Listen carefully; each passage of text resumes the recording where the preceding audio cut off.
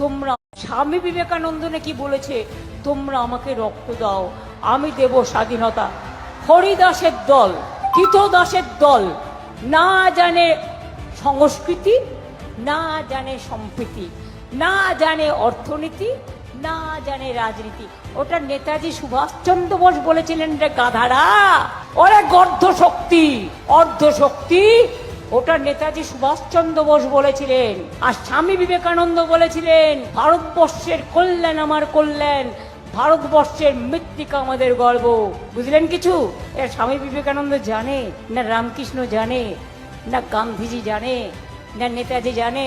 ভোটের সময় লিখে নিয়ে আসে, নিয়ে বলে আমার সোনার বাংলা। আর ইলেকশনের পরে বিহারে গেলে মারে, রাজস্থানে গেলে মারে, উড়িষ্যায় গেলে মারে, দিল্লিতে হোটেল দেয় না বাংলার লোক দেখলেই। কই আমার তো কত বিহারি ভাই আছে, উত্তরপ্রদেশের ভাই বোনেরা আছে, আমার রাজস্থানী আছে, মধ্যপ্রদেশ আছে, दिल्ली रहते। हम कभी आप लोगों के साथ ऐसा नहीं करने देता, हम नहीं करेंगे, कभी नहीं करेंगे। आपका खाना आपका पसंद है, लेकिन हमारा खाना हम जरूर खाएंगे।